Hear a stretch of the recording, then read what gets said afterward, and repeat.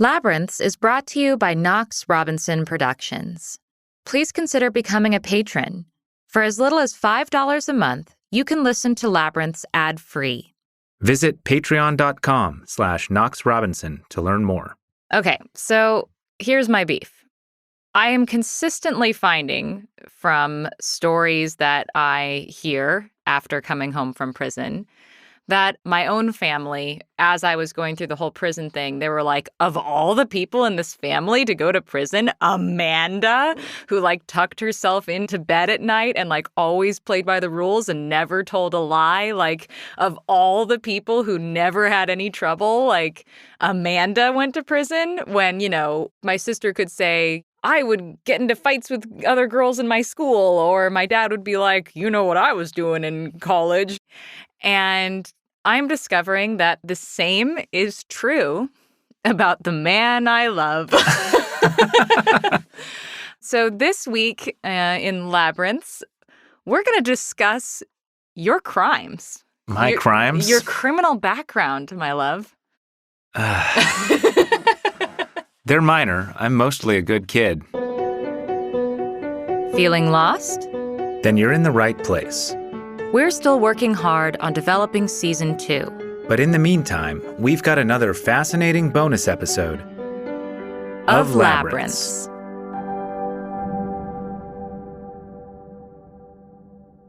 Okay, so What was the first time that you broke the rules? I don't even want to get into breaking the law. Broke the rules? Parents' rules? Yeah, you knew you were breaking the rules and you did it anyway.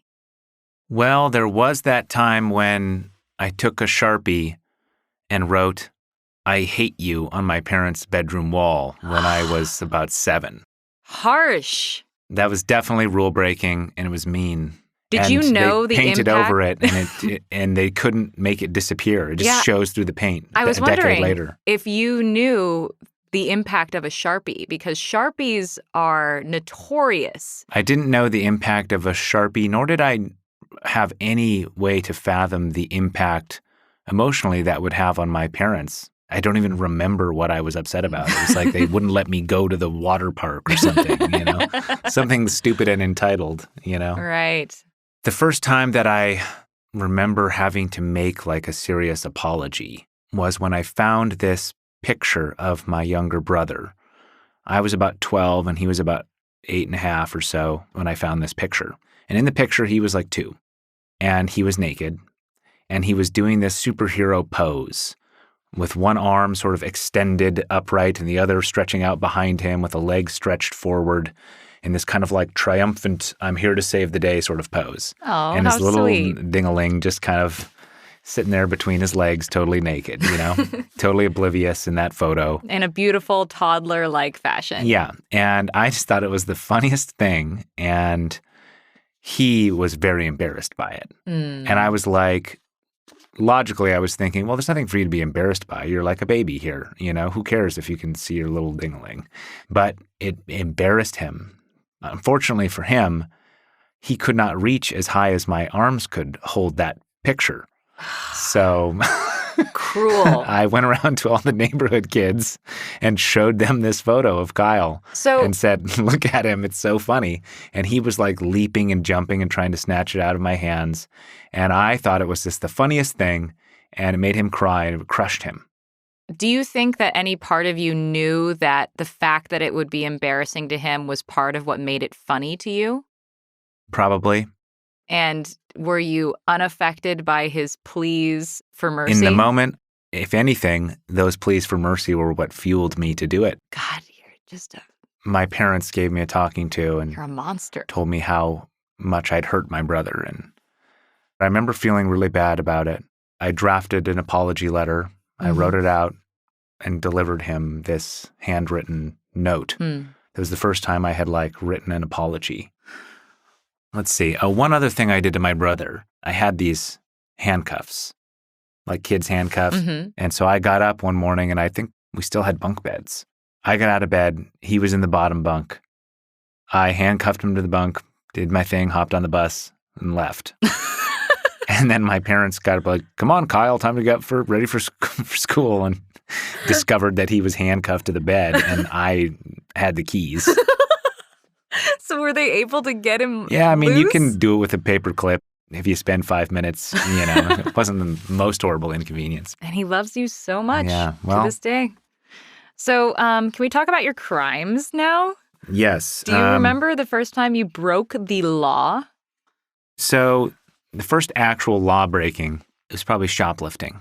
Damn, you shoplifted? I shoplifted one time, Wow. and I don't remember why I even did it. I think it was an adrenaline thrill thing. I was in the Bon Marché, and I saw this suede leather Guess wallet, and I was about 13 maybe. And it was like $35. And I had some money, but I certainly didn't have $35. And I thought it was cool, and I wanted it. Hmm. And so I just kind of picked it up and was walking around the store with my mom. She was 5 feet away from me. And then I just walked out of the store with it. And a little bit later, we went on family vacation. We went to like Washington, D.C. and visit the museums and the monuments. And I couldn't take my wallet out ever because I was around my parents the whole time. And they would be like, where in the world did you get that wallet? A thing that the thief must Right. think Yeah. about, I guess. And maybe they wouldn't even have thought twice, but like I was just terrified that they would be like, where'd you get that wallet? Mm-hmm. We didn't give that to you as a gift. Did you buy that? Did you buy that on your own? And I would be like, Yeah. And so I kept it hidden and then eventually got rid of it because of the anxiety of someone, And then a little bit later, I had some friends who were trying to convince me to shoplift some CDs. Interesting. So the second time you were confronted with this possible feeling, what does it cost you and your soul? If you don't have a soul, but what does it cost you emotionally? So my friend was like, look, it's not hard. Just slip it in your pants, You just take this plastic thing off and get rid of the little metal thing so it doesn't beep. And we went into the store and I saw my 2 other friends doing this. And I grabbed a CD. It was like Pennywise or Guttermouth or some punk band I was into. And I started slowly taking the wrapping off as I was walking around, pretending to browse. And then I just chickened out. And I don't think it was a moral thing. I think I was just afraid of getting caught. And so I put the CD back. I mean, I went so far as to like take the wrapping off, I think, and Wow. And was about to ensconce it in my hoodie and then didn't. And then we walked out of the store and the security guard came up and took all 3 of us and took us to a back room. And he's like, all right, cough it up. And I was clean. We were dumb 15, 16-year-olds and they saw what we were doing. Right. And my buddies got in trouble, but I was like, I don't have anything. And they're like, don't lie to me. And I'm like, search me, dude. And I felt really good about that chickening out. Suddenly chickening out feels Suddenly in my so mind, good. It was a moral decision I had made because of my conscience. And, but even framing it that way after the fact can have a powerful positive effect, Right. That was a humiliating moment for your friends and a not humiliating moment for you. And so from that day forward, I learned to be a much better criminal. Do tell. What other crimes were you committing? Oh, I did some, minor vandalism stuff. You were destroying property? No, I mean, I was like maybe 17 and we were skateboarding, doing little ollies and kickflips and stuff outside this local elementary school.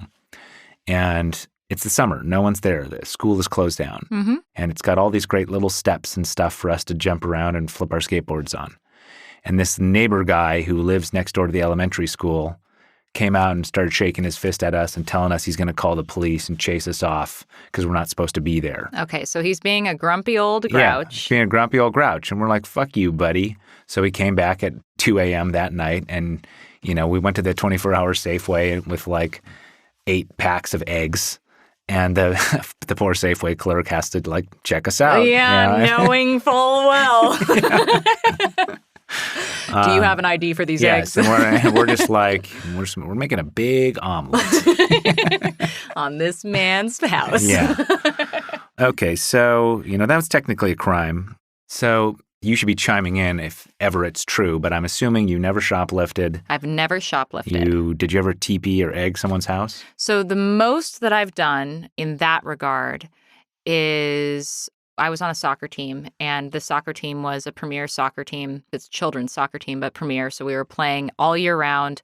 We were very close, really close group. And we were also really close with our coaches. And every year during the summer, we would travel to play in tournaments all around the West Coast. And at a certain point, I remember that the dad of one of the girls in our group was standing on the balcony below me. Basically, it's a hotel that had like all these outdoor hallways. Mm-hmm. And he was standing right below me, and I happened to be like holding some Kool-Aid in my hand that I was drinking. And my friends were like, dump it on him, dump it on him. And I was like, I don't know. And they were like, yeah, do it. It'll be so funny. And so I did. And I dumped my Kool-Aid over God. his head. So he like goes, Wah! And like goes back into his room. Only later did I find out that like he had taken the plane there and his luggage had been lost. So he didn't have a change of clothes. So he just had to sort of live in those Kool-Aid clothes. That might be the worst thing you've ever done. It was I felt so bad afterward. I apologized. I was profusely apologizing because my mom had to explain to me, like, he did not have a change of clothes. How could you do that? And I felt so bad. So, shame, shame. We could give you lots of reasons to support Labyrinths on Patreon, including ad-free episodes and exclusive patron-only content. But why not hear it direct from a listener? Hi, this is Cannon. I'm a big supporter of the Labyrinths Patreon page because the work that these people do is really thoughtful, and it's one of my favorite podcasts and Patreon accounts in the world. Visit patreon.com/Knox Robinson. It's not as bad as when I, on April Fool's Day one year, unscrewed my parents' shower head and filled the inside of it with Kool-Aid powder and then screwed it back on. And my dad got up all groggy and took a shower and stained his bald head blue. That's an ingenious prank. I would never have the balls to pull that off. So the law breaking I did in high school, aside from that egging incident, I was an early internet pirate. I was one of the computer nerd kids who had 2 modems in my computer. My parents had a second phone line because one was for the fax machine / the internet, and you'd dial up on AOL and whatever. And the other was so you could still talk on the phone while someone was on the internet. Right. And at nighttime, I would plug both phone lines into my computer to double my bandwidth. So instead of getting 56 kilobytes download, I would get 128, and I could download, MP3s all the better, right? Mm-hmm. And I was able to download the new Rage Against the Machine album and the new Eminem album before they came out in stores because they got leaked on the internet. And then I would print out the fake album covers on my crappy inkjet printer. They looked so crappy. And then I would sell bootleg CDs. Oh my gosh! You are not this isn't just like, I'm getting it for myself. You were selling bootleg copies, you shark. Yeah. Let's see. Around that time, I also got a speeding ticket for going 103 miles per hour on the way to the Warped Tour over in the gorge. Traffic, I will give it to you. I've been bad in traffic. I wasn't like an overt speeder, but I definitely read a book while driving multiple times. Yeah. And that's a really big issue. I did that too a lot. And this is one of our weird points of connection. I rear-ended somebody once on I-5 because I was writing a poem.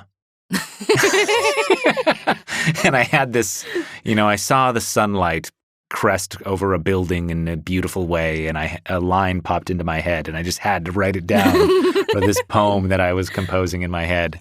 And then I rear-ended somebody, and, of course I couldn't reveal that to the insurance. So let's see. Aside from that, there's the time I smoked crack, but that's Was it crack? I don't know.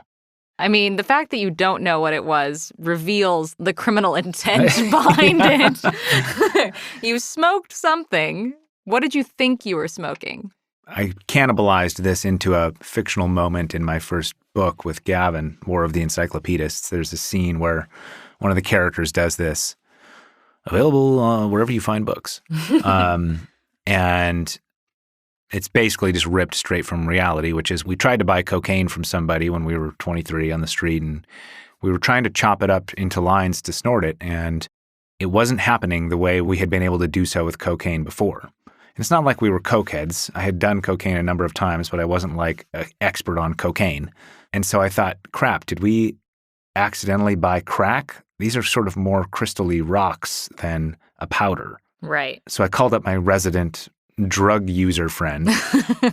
I'll leave his name out of this. We'll just call him Mr. Drug Addict. Mr. Drug, yeah. And said, did I buy crack? And he's like, yeah, man, sounds like maybe you bought crack. And he wasn't there. This was all over the phone. I'm like, well, shit. How do I smoke it? Not like that. Well, I don't know. It didn't seem all that different from cocaine. It's just, well, if I'm willing to do cocaine, I'm willing to do this.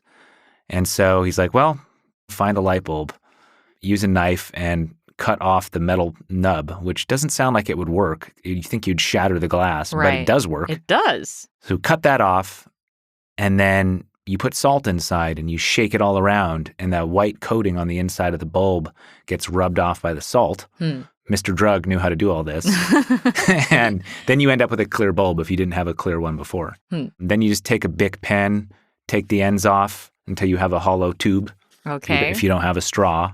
And then you put the rocks in there, put the bulb underneath it, and kind of slowly rotate as you have the flame on it so it doesn't burn, and then suck up the smoke. You chase the dragon, you know? It's a makeshift crack pipe / meth pipe or whatever. Oh, God. Yeah. But, you know, drugs should all be legal, so I don't really consider that. The war on drugs is stupid. You know? The war on drugs is stupid. So, like, retroactively, I don't really consider that law breaking. There was that time that I bored into a parking meter to steal all the quarters. What? You did what? What? So, in my defense... what did that parking meter do to you? Well, it was already... Someone had already struck it down. It was on Halloween night. I was living in Boston. We were out drinking on Halloween. It was snowy out. We were stumbling home, me and my roommates, and a drunk driver or someone had ran into this parking meter and knocked it over. And I saw it laying on the ground, and I was like, haha, look at that parking meter. Hey, let's take it, you know? And I started dragging it sort of funnily, and it was so heavy. I'm sure. I think it was one of those double ones where it comes up and it's got two. Uh-huh. And each of them, this is before the card system, each of them was full of quarters. I was dragging this thing very slowly, and my friends were like, leave it, you know. And then a taxi came by, and I was like, no, get the taxi. And so the taxi stopped, and you pulled this thing into I the lugged cab? the parking meter into the back seat of the taxi, and the guy's like, no, you can't have that in here. Get that out of here, you know, get out of here. And I'm like, no, man, it's cool. We'll give you $10, you know, it's just up the road. And it was like a 3-minute drive. I feel so bad for that taxi driver. You just involved him in a crime. I know. If Uber had been around back then, I would have got a bad rating. So he agreed, drove us the few minutes. We lugged this thing up to our thing, and then I spent the next week trying to figure out how to, like, crack into this thing. I didn't have any tools. I was a grad student earning my master's degree in poetry when this Breaking happened. into. And during the day, I'm like hanging out with, you know, Nobel Prize winning poet Derek Walcott, who's teaching us poetry. And then in the evenings, I'm trying to figure out how to, this thing is hard and it's made of metal, you know, how do I get in there? I don't have the key. I had been reading the MIT Guide to Lock Picking to try and learn how to pick locks, but I wasn't able to pick the lock on this thing. So I went to the hardware store and ponied up for a hacksaw.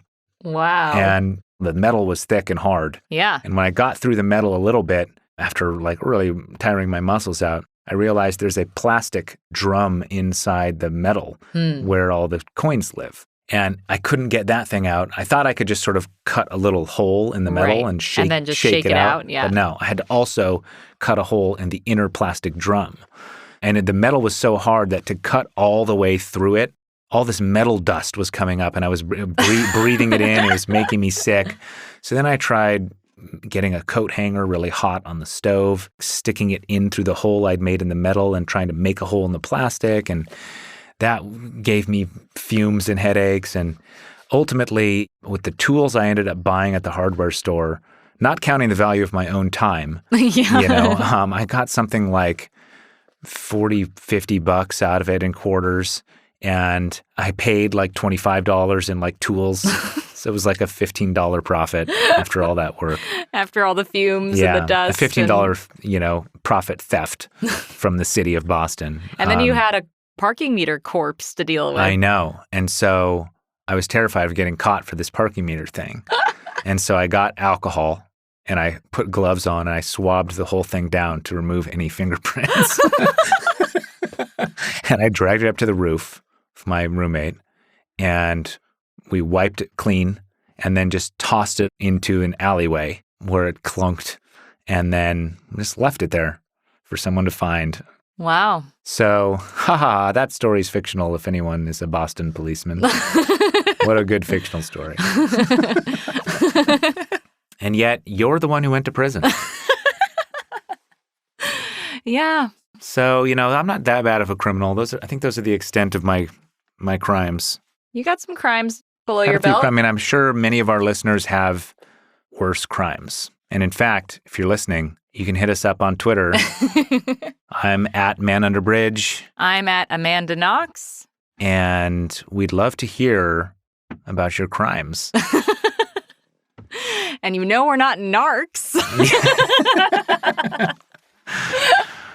Because I just think it's so funny that it also bothers me when people, are like, oh, well, she's innocent, but I don't know, something shifty about her. It's like, no, you don't know her. Like, she's not shady or shifty. She's actually the nicest, kindest, most goody two-shoes person you could imagine. And like pretty much everyone I know in my life has done worse things, more mean things, more criminal things, whether it's as a child or teenager or whatever, or as an adult, than you have. You are in the tiny, tiny percentile of people I know who are pretty much always nice to people. And that's part of why I love you. No. But I think it's also what made you vulnerable when that was going down in Italy, because it just never would have occurred to you that people would have bad intentions. Right. Or that they would not believe you, or that someone would lie to you. And that if the police told you you're just a witness and you're helping us, you're like, okay. Yep. Do-do-do. Yeah. Yeah, the irony is not lost on me. Well, feel free to judge me for the crimes I've done. I admit fault. I admit I wasn't perfect. You've been held accountable for the things you did to your brother, but have you ever been held accountable I got away for the with crimes? it on that. They had no prints on that parking meter. If they ever find that cabbie, it's his word against mine. So. Well, this has been a bonus episode of Labyrinths. Thanks for joining us, and we'll catch you next time. Find us at knoxrobinson.com. And please subscribe, rate, and review us. You don't have to berate them. Subscribe, rate, review. Now! Please subscribe, rate, and review. We'd like that.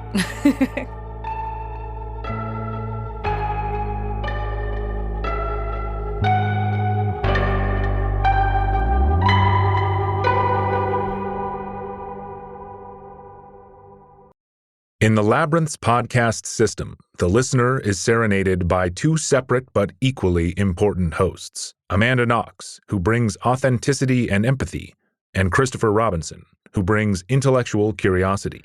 These are their stories.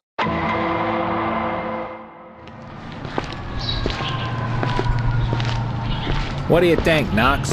Looks like a podcast junkie, shot up with one too many ads. Should have become a patron from the looks of it. Who wouldn't prefer ad-free episodes and signed books and live video hangouts over overdosing on ads in an alleyway? Don't patronize me, Knox. Leave that to the listener. Visit patreon.com/Knox Robinson.